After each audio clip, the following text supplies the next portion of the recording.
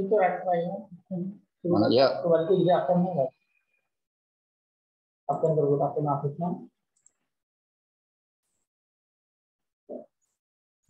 Terus kedeng.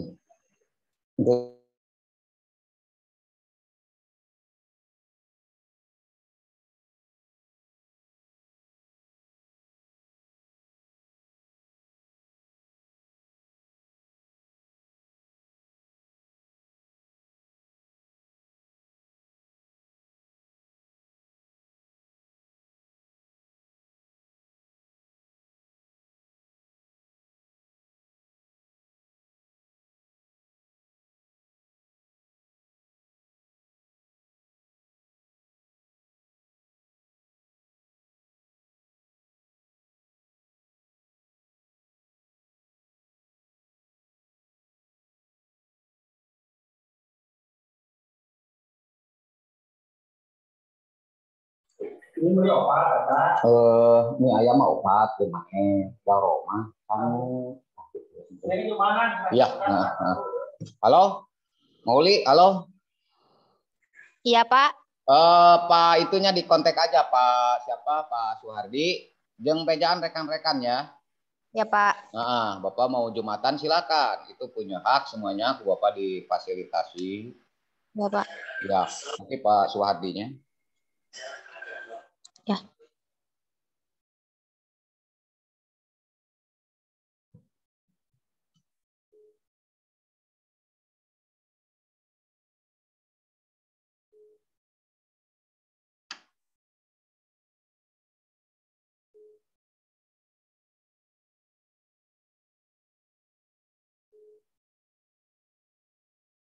Oh, udah masuk. Studio 2 ya, cuma satu Ciranyang, pilih studio 2 ini baru ada satu orang.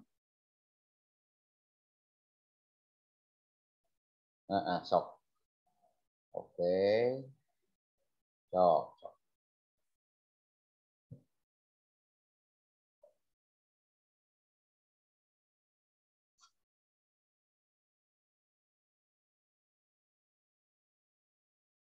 Mauli. Tes. Mauli. Ya, Pak. Iya, nanti tunggu. Ini juga ada apa? Mr. Ricardo. Munculkan dulu kameranya, Ricardo. Iya, Jessica udah pada muncul. Iya, bagus. Nanti Pak Suwardi mau masuk ya. Ini Bapak sebelum pergi Jumatan, ya Bapak ini melihat nanti ke depannya ya seperti ini. Masuk dengan link sama gitu ya. Nah ini juga ada Dea Natalia. Iya, bagus.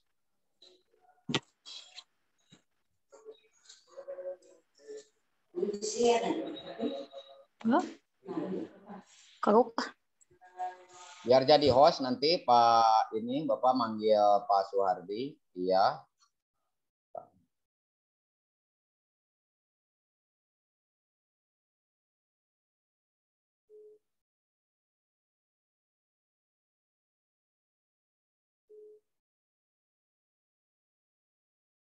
Iya, oh iya, udah ada ini tuh Pak Suhardi, udah ada.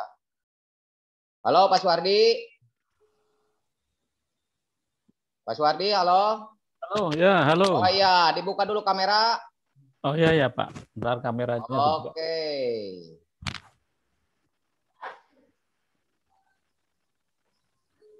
Ya, Mas siang Pak Deden. Oh iya. Bagus. Nanti saya juga memanggil Pak Yusuf.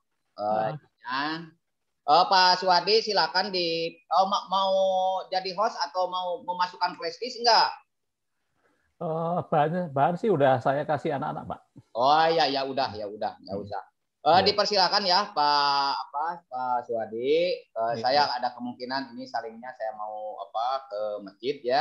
Iya. Pak Suwardi sambil menunggu kelas yang lain dan rekan-rekan yang lain juga ya, teman-teman kalian silakan diundang untuk masuk ke studio 2. Ya, baru ini 9, akan Pak. berlanjut terus ya. Jadi setiap hari Jumat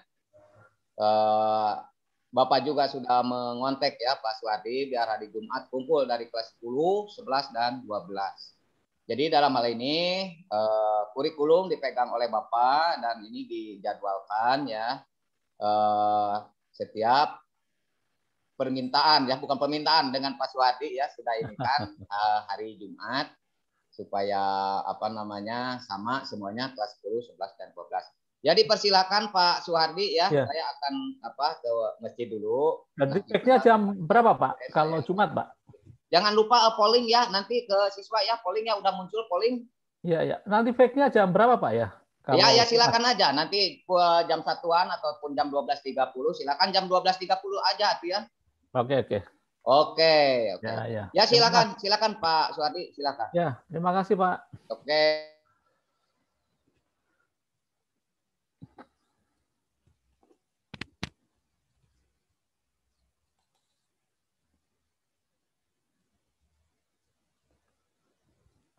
Ya, selamat siang.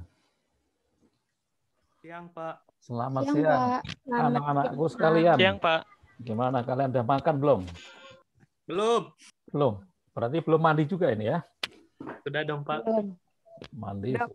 Sudah makan belum? Ya, sekarang kan baru jam 12. Setengah 12 ya. Jadi kita sampai selesai jam berapa? Jam 2. Jam 2. Setengah 1. Setengah 1 ya? 40 menit. Biasanya kalian berapa menit? 50 kalau nggak 40, Pak. Nggak salah. 40 sampai 50 ya. Paling lambat 1 jam ya. Sejam lah. 1 jam. Kalian kasihan pulsa kalian nanti ya kalau lama-lama ya. Jadi kalian tiap bulan beli pulsa berapa ini? Rata-rata untuk sekolah. Kalau yang tidak punya WiFi.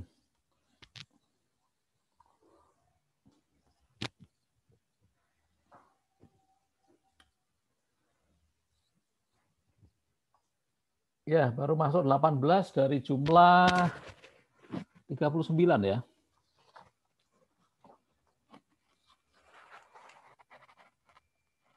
Ronald, halo Ronald.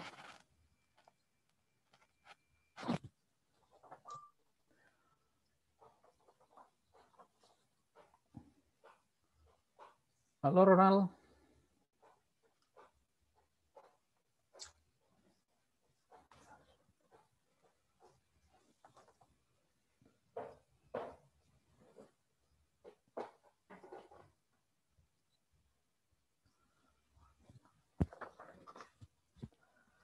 Kita mulai saja ya.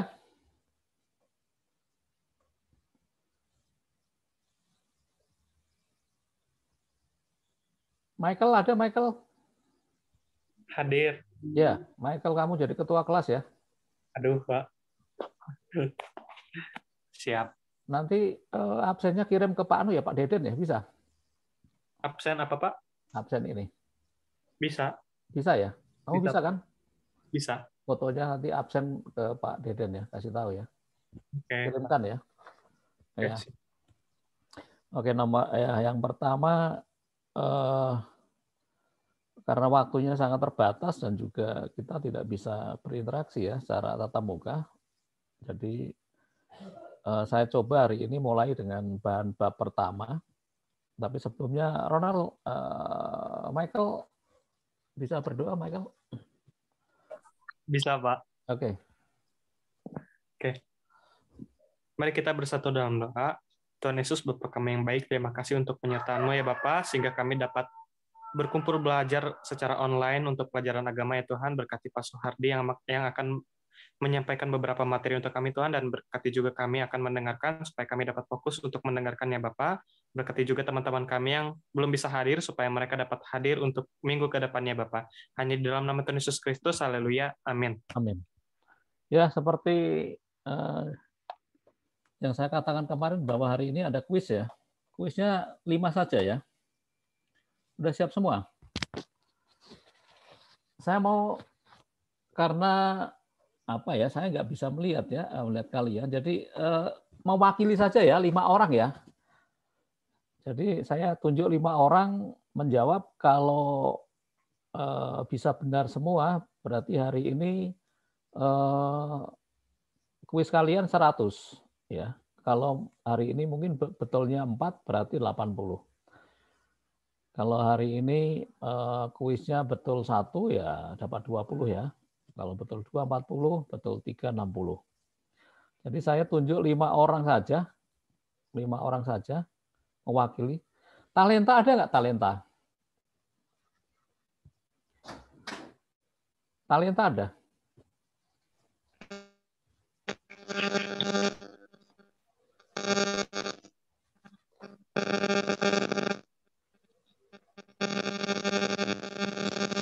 Atau enggak nomor 1 Michael saja ya? Nomor 1. Jawab pertanyaan saya. Yang mana? Pertanyaan yang mana? Nih, bentar ya. Siap-siap ya. Michael 1. Bunga Putri ada? Bunga Putri? Ini ada yang nggak dimatiin ya. Dimas Samuel ya. Ini ganggu ini ya.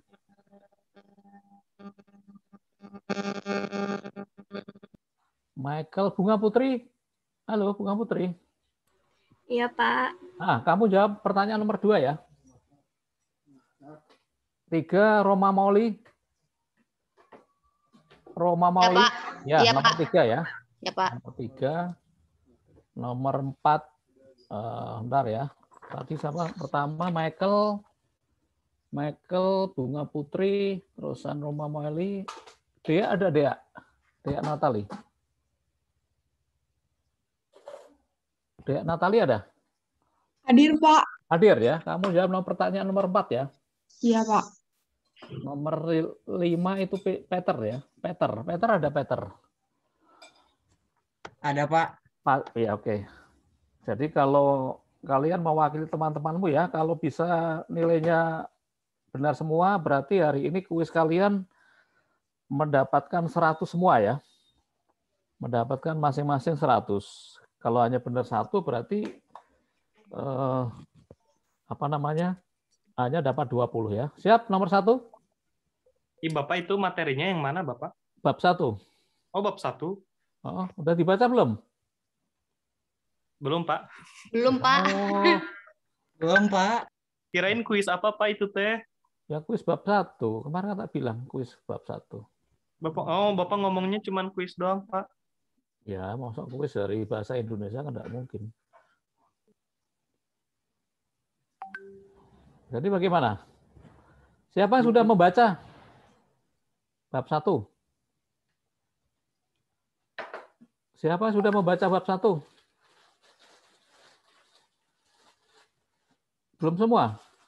Belum kayaknya, Pak. Waduh. Dijelasin dulu aja tuh, Pak.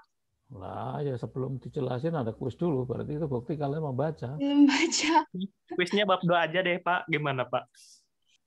Bab 2. Iya. Biar kita lebih siap gitu. Soalnya kemarin kayak kurang paham gitu sama kuisnya apa. Ya udah ya, kalau gitu kesalahan saya ya. Jelaskan detailnya ya. Oke, udahlah. Saya ampuni hari ini. Jadi hari ini tidak ada kuis. Jadi kuisnya minggu depan bab 2 ya. Oke, makasih, Pak. Ya, Oke. Pak. Terima kasih, Pak. Pak. Nanti namanya saya oplos ya. Jadi siapa yang saya panggil itu bisa menjawab. Kalau bisa benar ya nilainya 20 ya. Kalau tidak bisa menjawab berarti kalian tidak bisa mewakili ini ya teman-teman kalian ya. Baik, hari ini kita akan membahas tentang bertumbuh bersama ya, bertumbuh dan berhikmat dari bab 1. Kalau bukti bahwa tanaman itu bertumbuh karena apa? Coba Michael ya. Apa bukti kalau tanaman itu bertumbuh karena dilihat dari apa? Dilihat dari fisiknya, Pak. Oh, fisiknya ya. Iya. Dari fisiknya itu kelihatan membesar ya. Besar, ya. Terus apa lagi? Terus kayak ada yang berbunga, ada yang langsung berbuah, itu kan bertumbuh, Pak. Jadi batangnya membesar ya, ranting-rantingnya membesar, daunnya semakin lebat. Lalu berbunga, lalu berbuah. Nah, beda dengan apa itu tanaman yang kerdil itu apa namanya? Bonsai. Ya? Benalu. Bonsai. Pernah lihat bonsai? Bonsai. Kenapa?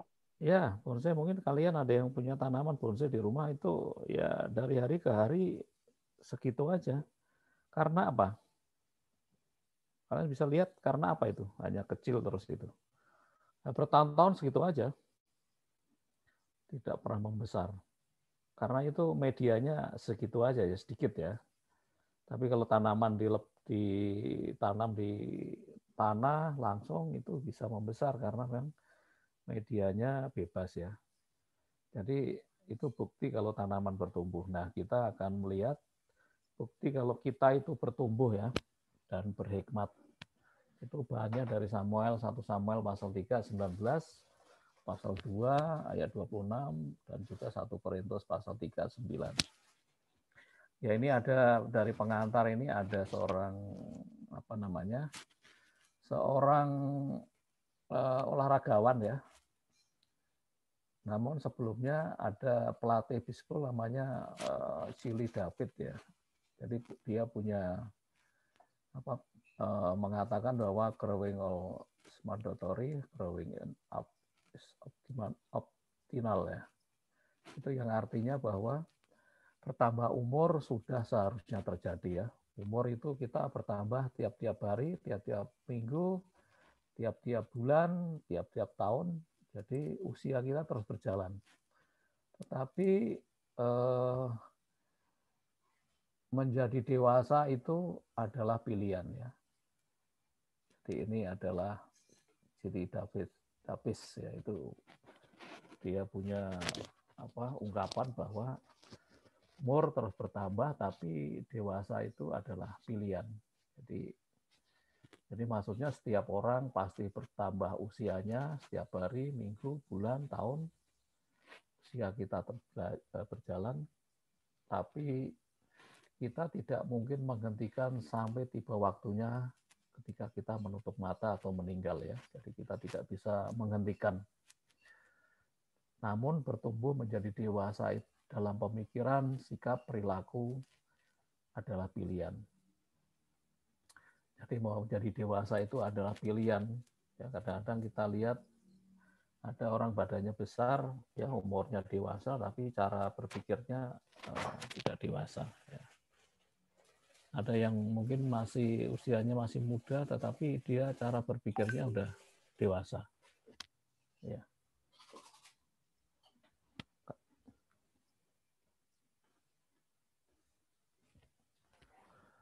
Lalu Abraham Lincoln ya, itu presiden Amerika yang sangat terkenal itu pernah mengatakan yang penting bukanlah tahun-tahun di dalam hidupmu ya, melainkan hidup yang kamu jalani di tahun-tahun usiamu itu. Jadi di sini kembali kita melihat bahwa bukan panjangnya umur ya, bukan lamanya umur manusia, tetapi bagaimana seseorang itu bisa mengisi hidupnya tiap-tiap hari, tiap-tiap tahun itu yang bermanfaat ya. Bukan karena lamanya hidup di dunia, tetapi apa yang bisa dilakukan di dunia ini yang bisa menjadi berkat bagi orang lain. Ya. Kalau yang yang B kalian nanti tulis ya itu ya, selesaikan ya. Membuat ini tugas saja ya, yang B ya. Yang B yang kolom titik-titik itu nanti dikerjakan. Terus yang ciri-ciri pertumbuhan fisik yang kamu alami dari usia SMP ya sampai sekarang nanti kalian isi aja itu ya. Lalu ciri-ciri pertumbuhan fisik psikologi yang kamu alami antara usia SMP kelas 7 sampai kelas 9 ya atau kelas 12 sekarang lah ya. Itu apa keadaannya sekarang, yaitu tulis. Lalu ciri-ciri pribadi yang matang menurut saya itu kalian tulis saja ya. Kalau bisa hari ini dikerjakan. Lalu kita lihat kisah Toya Harding ya. Toya Harding ini dia adalah seorang pemain sepatu es ya di Amerika, dan dia pernah mengalami pelanggaran ya, ketika itu ya bekas suaminya Jeff Gillooly ya, dia punya rencana yang jahat terhadap temannya. Jadi dia menyerang saingannya dalam olahraga sepatu es ya. Jadi kalian bisa nanti baca, dan dia ingin memenangkan pertandingan dengan cara yang tidak sportif ya. Jadi ada namanya kakinya temennya itu dipukul nggak salah itu ya. Jadi membuat lawannya ini kalah ya. Kalah. Nanti kalian bisa baca itu. Ini adalah pertandingan yang tidak sportif ya. Oke. Mungkin saya baca saja ya. Jadi dan menyerang saingannya dalam olahraga sepatu es, Nancy Kerrigan dalam sebuah latihan persiapan kejuaraan sepatu es keindahan di Amerika Serikat ya. Kerrigan dipukul di bagian pahanya hanya beberapa sentimeter di atas lututnya dengan sebuah tongkat polisi lipat ya. Untunglah kakinya Kerrigan tidak patah, hanya luka-luka, tapi hal itu telah membuat Kerrigan mengundurkan diri dari kejuaraan nasional. Harding memenangi kejuaraan itu ya, itu dalam sebuah koran bulan September tahun 2013. Jadi ini adalah salah satu pertandingan yang tidak sportif ya, mencederai temannya demi kemenangan dia. Nah, namun peristiwa ini kemudian dibongkar oleh polisi dan hakim membuktikan bahwa Harding mengetahui rencana serangan terhadap Kerrigan. Harding mengakui bersalah dan dijatuhi hukuman percobaan 3 tahun penjara, 500 jam pelayanan masyarakat dan denda. Ya, dia dihukum 500 jam ya bekerja di masyarakat, jasa sosial, dan denda $160 ya. $160.000. Gelar juaranya tahun 1960 dicabut dan seumur hidupnya Harding dilarang ikut serta dalam semua kegiatan yang diselenggarakan oleh organisasi sepatu es nasional di seluruh Amerika Serikat. Ya, baik dia sebagai pemain maupun pelatih. Nah, ini apa yang kita temukan dalam kisah di atas ini menggambarkan bagaimana seseorang yang sudah dewasa menurut usianya ya, ternyata tidak mampu menghadapi masalah secara dewasa.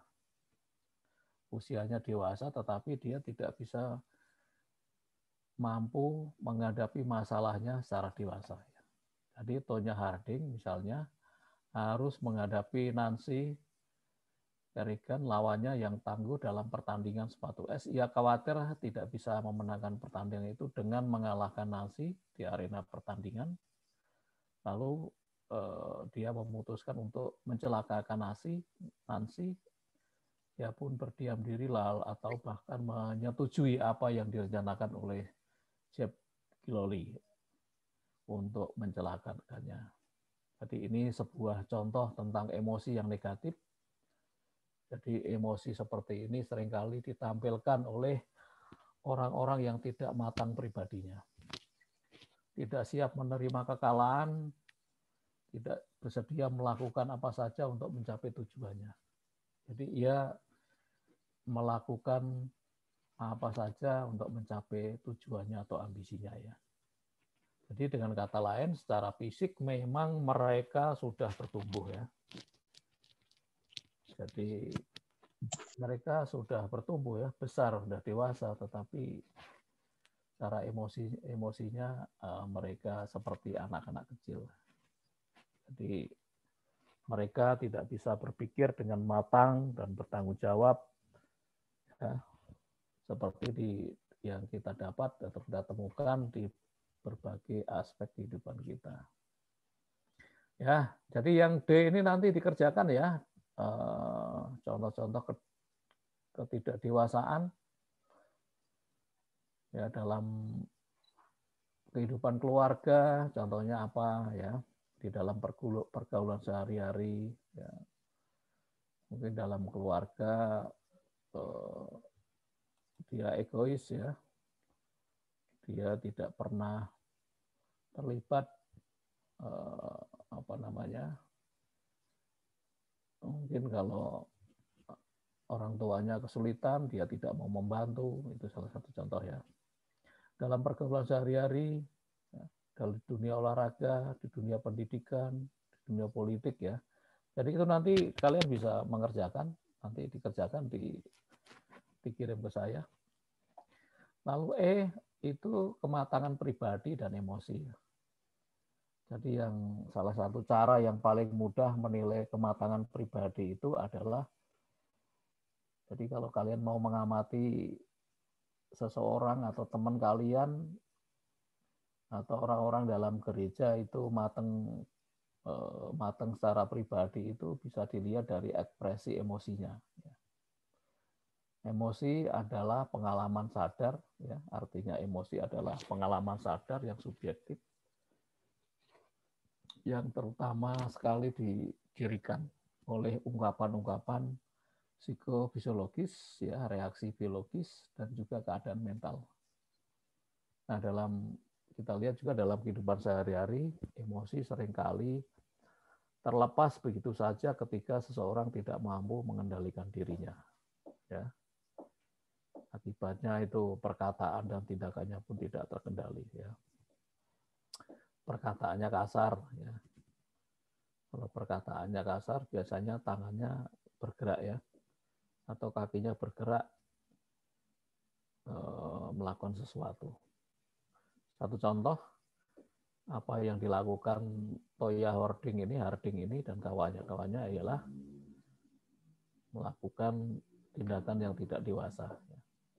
Jadi setelah semuanya terjadi dan mereka dinyatakan bersalah, lalu dijatuhi hukuman, mungkin mereka baru menyesal apa yang telah mereka lakukan. Ya, seringkali memang menyesal itu bukan di awal, tetapi di akhir dari satu peristiwa atau kejadian. Lihat yang F itu ekspresi emosi ya, ekspresi emosi. Emosi seseorang biasanya bisa dilihat melalui bahasa tubuh ya.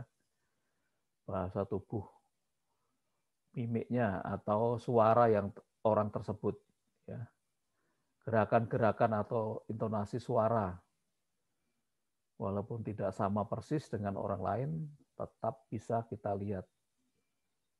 Jadi emosi kita lihat dari seseorang, dari bahasa tubuhnya, dari mimiknya, atau suara orang tersebut. Gerakan-gerakan atau intonasi suara walaupun tidak sama persis dengan suara orang lain, tetapi bisa kita lihat. Ada orang yang ingin memperlihatkan ekspresi emosinya kepada orang lain supaya orang lain memahami apa yang dirasakannya. Ya. Tetapi ada juga orang yang berusaha menyembunyikan emosinya supaya tidak diketahui orang lain. Walaupun dia jengkel, ya, tetapi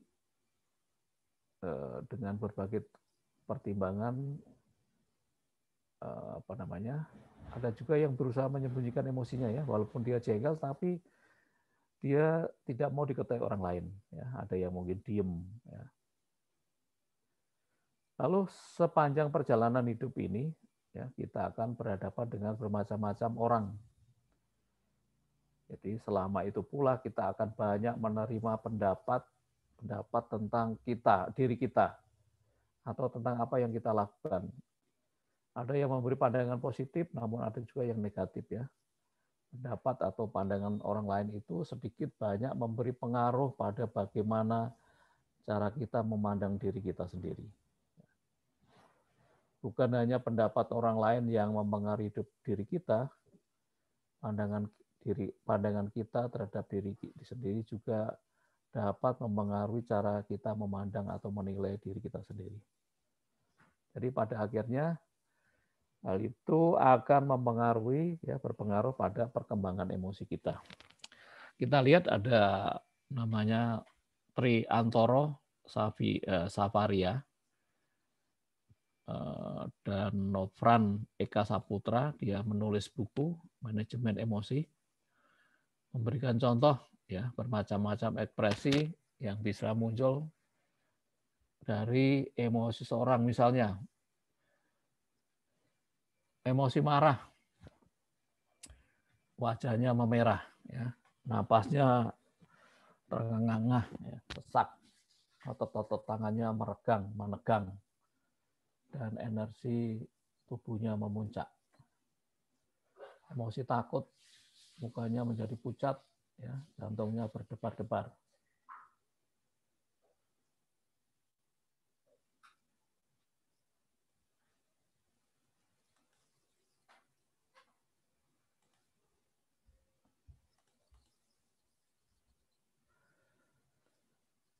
Lalu ada namanya Ekman dan Vision, ya. Ini dikutip oleh B. Walgito dalam buku Pengantar Psikologi Umum tahun 94. Ya, menyebutkan ada 3 macam emosi yang dikenal dalam kehidupan sehari-hari, yaitu yang pertama itu masking, ya. Jadi seseorang yang dapat menyembunyikan atau menutupi emosi yang dialami, ya. Walaupun dia jengkel, contohnya perawat. Seorang perawat marah karena sikap pasien yang menyepelekan pekerjaannya. Jadi kemarahannya diredam atau ditutupi sehingga gejala kejasmaniannya tidak tampak, ya. Walaupun dia jengkel, tetapi dia bisa meredam kemarahannya. Namanya masking, ya. Lalu yang kedua, modulasi. Jadi keadaan seorang yang dapat mengurangi emosi yang dialaminya. Jadi keadaan seorang yang dapat mengurangi emosi. Jadi biasanya marahnya luar biasa, tetapi dia bisa mengurangi. Misalnya karena marah, ia mengomel-ngomel, tetapi kemarahannya tidak meledak-ledak, ya. Dia biasanya marah banting-banting bangku atau lempar-lempar sesuatu, tapi dia bisa mengendalikan, ya. Mungkin hanya ngomel-ngomel saja. Lalu yang ketiga itu simulation, ya. Orang tidak mengalami emosi, tetapi seolah-olah mengalami emosi dengan menampakkan gejala kejasmaniannya. Tiba-tiba ini nggak ada angin, nggak ada apa, ya. Ya, jadi ini orang yang tidak mengalami emosi, tetapi seolah-olah mengalami emosi dengan menampakkan gejala kejasman, ya. Tiba-tiba dia teriak-teriak, ya, tiba-tiba dia banting-banting, bisa juga seperti itu.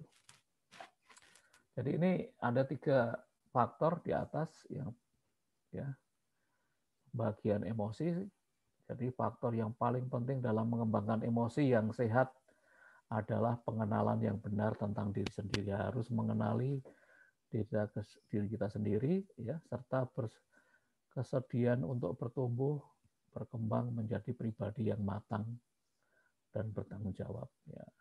Sekarang banyak juga yang terjadi tawuran, ya, karena hanya diejek, lalu dia tawuran, bawa celurit, ya, kejar-kejaran, ada yang luka, ada yang meninggal. Karena apa? Karena emosinya belum matang, ya.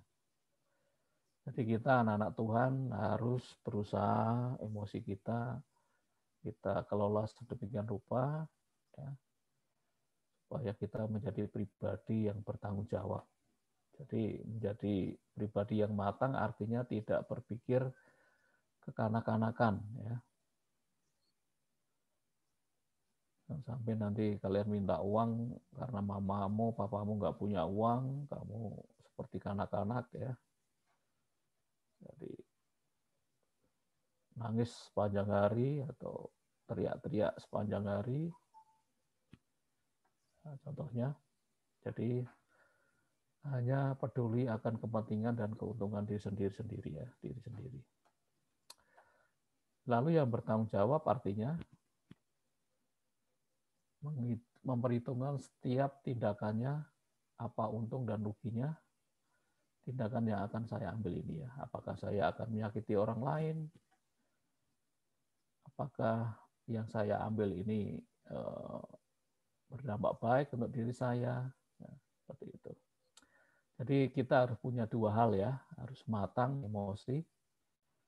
Jadi kita harus bisa berpikir dewasa, ya tidak kanak-kanakan, tidak hanya untuk kepentingan diri sendiri atau keuntungan diri sendiri. Lalu kita juga harus bertanggung jawab, ya artinya memperhitungkan setiap tindakan kita itu untung ruginya apa ya, dampak positif negatifnya apa, ya menyakiti orang lain atau tidak. Ya. Lalu yang seterusnya, ya jadi pada saat yang sama juga ia akan berpikir secara bertanggung jawab atas diri sendiri. Dia akan bertanya, apakah keputusan yang akan saya ambil ini hanya menguntungkan orang lain, namun pada saat yang sama merugikan atau menghancurkan diri saya. Ya. Jadi kita harus dua hal ya, harus diperhatikan, harus matang dan bertanggung jawab. Contoh ini dalam Alkitab cerita dari kisah Samuel dan juga anaknya Imam Eli, namanya Hofni dan Phineas. Dalam kitab 1 Samuel diceritakan bahwa ada seorang namanya seorang ibu, dia lama tidak punya anak dan memang Tuhan menutup kandungannya ya. Kalau kalian membaca kitab 1 Samuel pasal 1, dan dari tahun ke tahun seorang ibu ini pergi ke Silo mempersembahkan korban dengan harapan dia punya anak. Ya. Dia punya anak, tetapi lama tidak punya anak. Tetapi dia tidak patah semangat.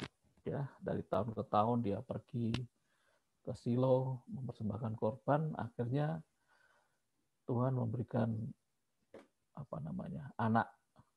Ya. Dan akhirnya dia melahirkan seorang anak laki-laki, namanya dikasih namanya Samuel ya, Samuel. Tapi waktu sebelum lahir Samuel, ibu Hana ini sudah bernasar. Nanti kalau anaknya lahir akan dipersembahkan kepada Tuhan. Ya. Akan dipersembahkan menjadi seorang pelayan. Ya.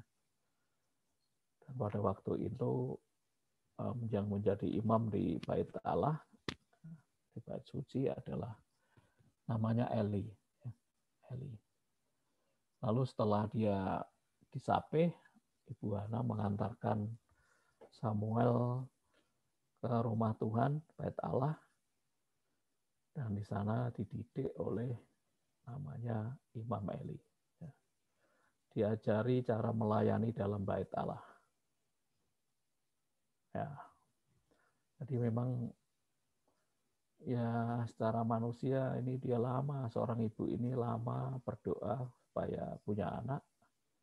Tapi karena dia sudah bernasar kepada Tuhan, akan mempersembahkan anaknya kepada Tuhan, maka dia tidak segan-segan menyerahkan anaknya itu kepada Tuhan. Ya. Jadi yang menarik di sini adalah bahwa semakin hari Samuel ini semakin menjadi dewasa ya. Dia sangat diberkati oleh Tuhan. Ya, yang menarik ya Samuel ternyata juga punya dua dan berkat Tuhan juga akhirnya datang juga untuk keluarga ini. Lalu waktu itu ada Imam Eli itu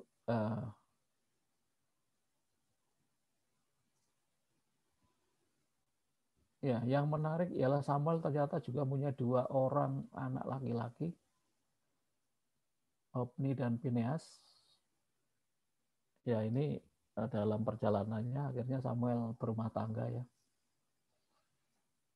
Karena dia menjadi imam, dia punya anak namanya Hofni dan Phineas. Ya, kisah ini digambarkan dalam ayat-ayat yang menggambarkan keadaan Samuel. Ya.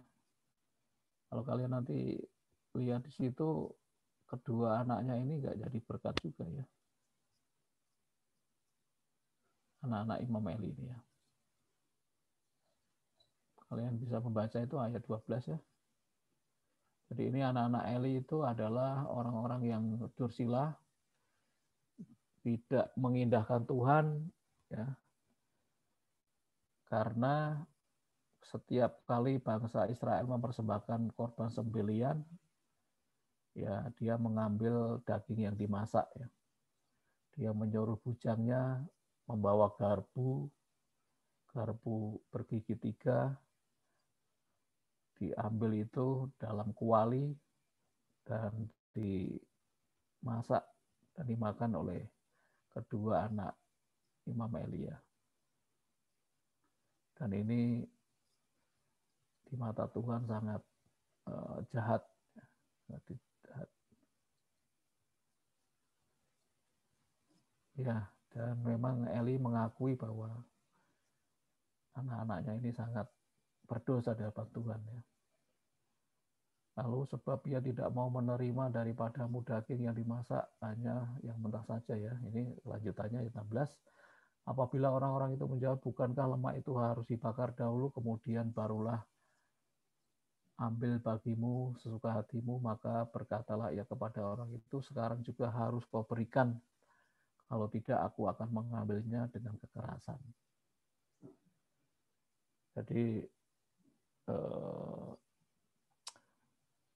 daging yang dikorbankan itu lemaknya dibakar, seharusnya setelah sudah itu baru anak-anaknya boleh mengambil. Tetapi anak Samuel ya, Hofni dan Phineas ini melakukan kekerasan, jadi mengambil dagingnya, kalau tidak dikasih dia melakukan kekerasan. Dan ayat 17, dengan demikian sangat besarlah dosa kedua orang muda itu di hadapan Tuhan, sebab mereka memandang rendah korban untuk Tuhan. Ya ini gambaran ya mengenai kehidupan dari seorang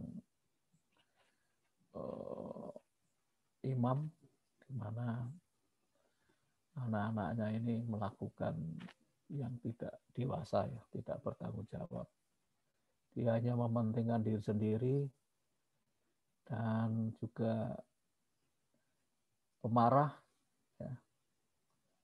Namun dia tidak tahu ya dampaknya apa. Dan dampaknya dalam ayat 17 itu dikatakan bahwa mereka sangat besar dosanya ya di hadapan Tuhan. Jadi ini salah satu contoh ya. Banyak juga contoh-contoh sekarang, mungkin ya banyak orang yang korupsi ya. Jadi mereka sudah dapat gaji tetapi dia korupsi. Ini kasus-kasus juga yang tidak dewasa ya. Banyak juga kalangan anak-anak muda yang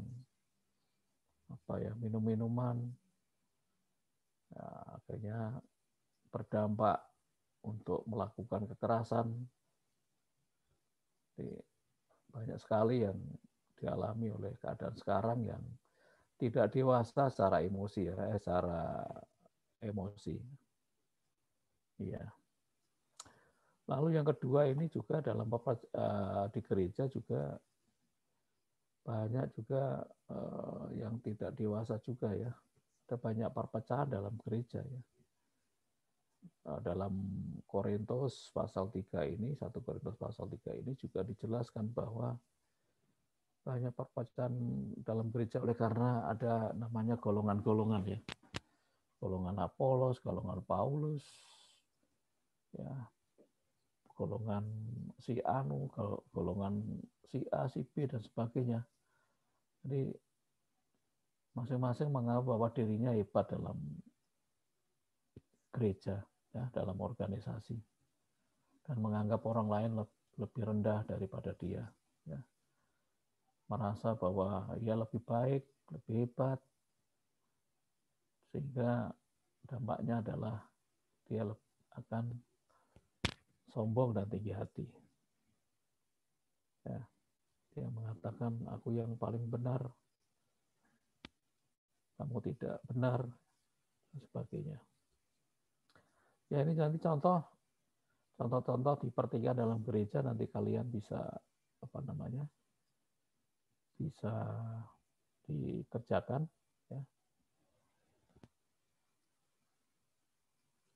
Ya, ini perpecahan di dalam gereja. Lalu dalam Amsal pasal 26 pasal 2 ayat 6 dikatakan, karena Tuhanlah yang memberi hikmat, dari mulutnya datang pengetahuan dan kepandaian. Menurut kamu apakah arti kalimat ini, ya? Nanti kalian bisa menjelaskan ini. Nah, dalam kitab 1 Raja-Raja pasal 4 sampai ayat 29-30 dikatakan, dan Allah memberikan kepada Salomo hikmat dan pengertian yang amat besar, serta akal yang luas seperti dataran pasir di tepi laut.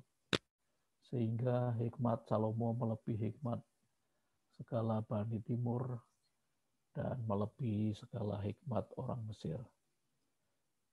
Jadi Tuhan juga memakai Salomo dalam cerita Salomo, ya, ketika diperhadapkan dalam masalah-masalah yang berat.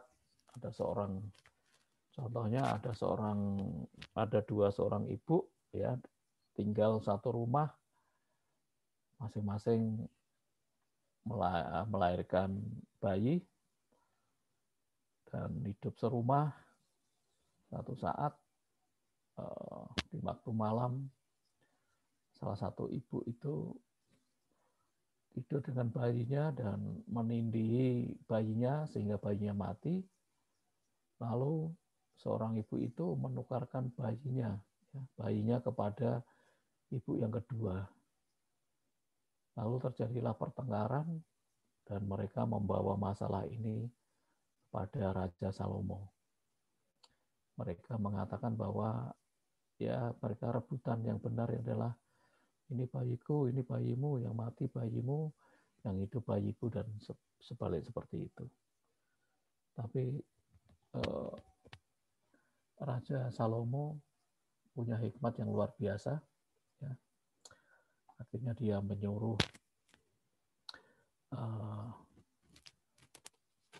seseorang mengambil parang, ya, dan akan membagi bayi itu menjadi dua. Apa yang terjadi? Seorang ibu yang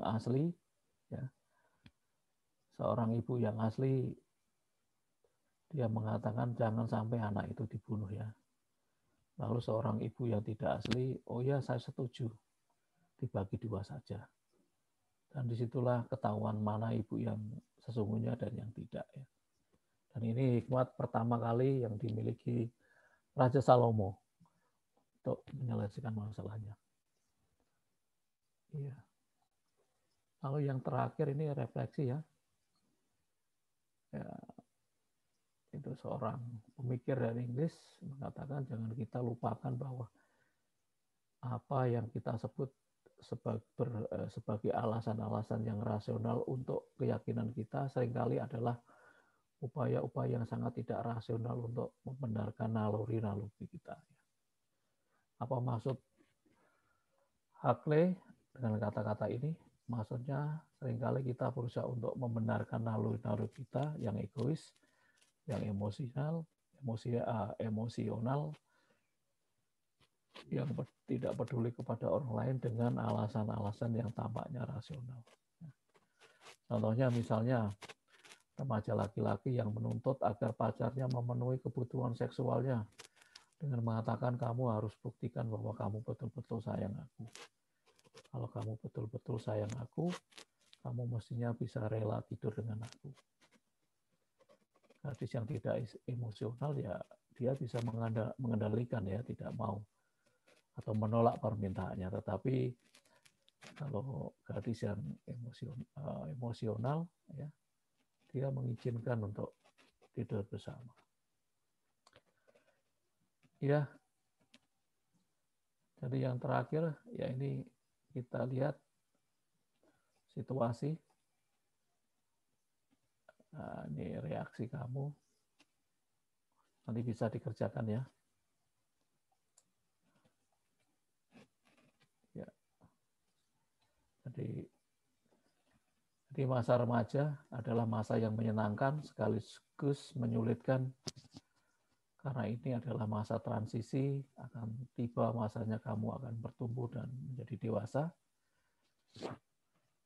Seiring dengan perkembangan menuju ke dewasa itu, kamu juga akan mengalami perkembangan emosi dan menemukan jati diri kamu. Itulah sebabnya kamu perlu menemukan dan mengenal terlebih dahulu akan konsep diri kita ya. Kamu harus memiliki konsep diri yang positif, berusaha mengubah dirimu serta cara pandanganmu ya, serta persoalan dalam hidup sehingga kamu dapat menanggapi segala permasalahan dengan cara yang positif ya. Jadi kita harus punya konsep yang positif ya, berpikir positif sehingga akhirnya hasilnya positif ya. Ya. Oke, kita sampai di sini.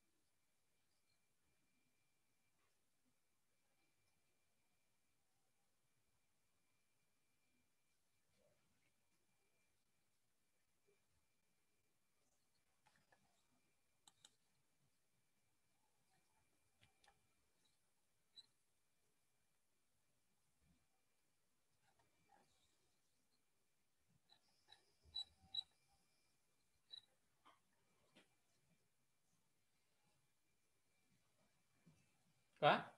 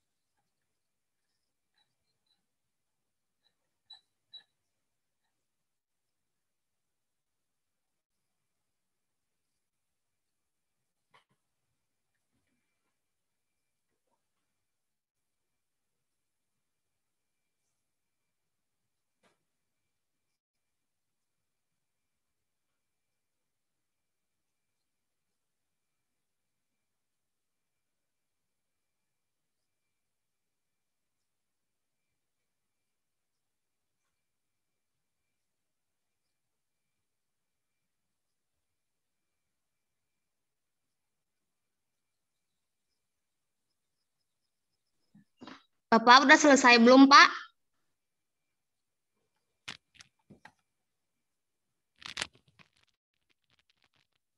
Halo.